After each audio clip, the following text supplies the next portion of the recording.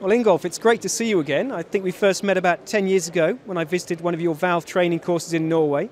And then we met when you showed me a valve you designed for severe service applications. And then I think you dropped out of the valve picture. You set up a dog kennel in Norway. Can you give us an update on your life and what's been happening? Well, I was doing a kennel farm for a couple of years. Then I sold it, went back to Bergen again. But I've been working with the valve training program ever since. So I'm still in the valve program.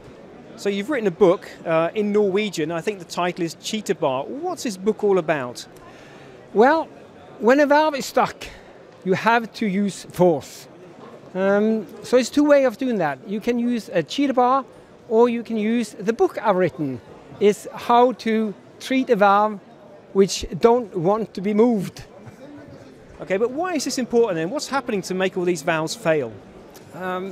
Mainly it's lack of maintenance.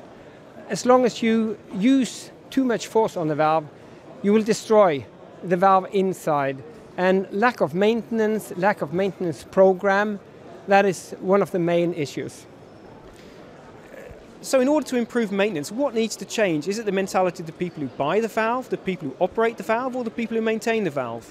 I think you have to change the mentality all around in the whole culture.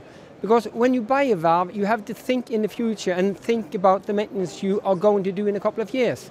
Because maintenance is expensive, but it's even more expensive changing the valves.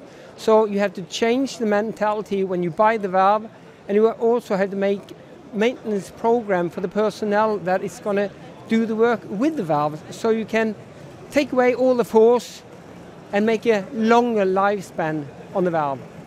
So the book's currently in Norwegian. Can we expect an English translation soon?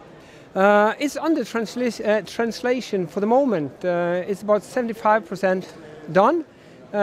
We are working with the last part, and I think around January, February is going to be done in English, the first of the two books. And do I understand correctly you'll be writing extracts for Valve World magazine? Yes, David, we're going to try to do one side per issue with some of the topics from the book. Final question, Ingolf. Since we last met, you're now sporting some wonderful tattoos. What do they represent? First of all, my first tattoo in the head, that was my favorite dog. That was my first Borsoi, which was a fantastic male dog. And the second tattoo, that is a deep secret between me and my wife.